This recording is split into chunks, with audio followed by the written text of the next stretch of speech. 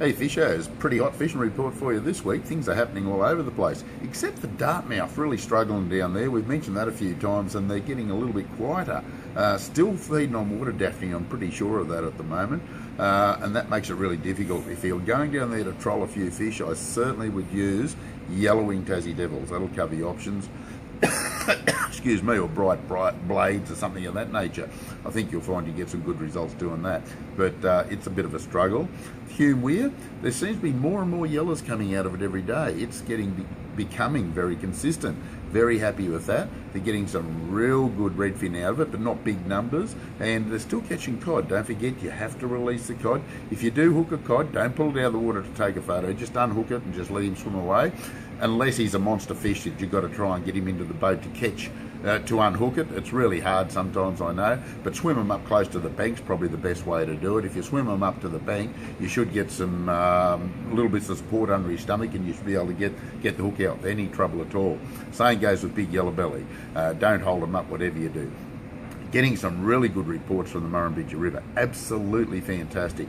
I think everybody around here is extremely happy with the river and the creek. A lot of cod, a lot of yellow belly. Now, if you're going to go and fish the river, don't use big lures because it is targeting cod. And look, I kid you not, they're taking almost anything at the moment. It's fantastic. Surface lures included. Now, surface lures work really well on yellows too, but keep the surface lure down to a smaller size if you're going to use one. And down below Barren Bed, quite a few yellow belly coming out there and getting a real good catch of yellow belly in Old Man Creek. So it looked quite promising. Getting up into Blowering, well, that's tough. They're getting some great fish out of it. A lot of monster cod cruising around, few getting caught, but the yellows, if you're going to troll or cast lures around you, you've got to really work hard for it. If you're going to fish the Tumut River, it's hard, it's high, it's very inconsistent at the moment, but look, as soon as it drops a bit so it's sort of fishable, I reckon you'll get some really good trout out of it, some good rainbows and good browns. Talbingo's been really awkward at the moment, not a great deal of fish coming out of it. There's a few getting caught on fenders and worms, but it's not really consistent at all. Getting up to Yukonbean, Tentangara, pretty good reports coming out of there, reasonably consistent, happy with that. Burren Juck's cracking, it's a lot of fish coming out of the Juck.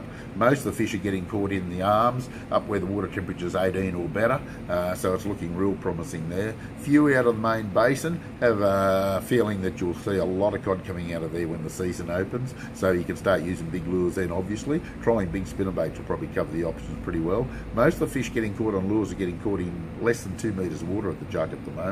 They're not out in deep water. If you're going to use bait, little yabbies, shrimp are okay if you can get them, but little yabbies if you can't, so it looks alright. Even worms will do the job.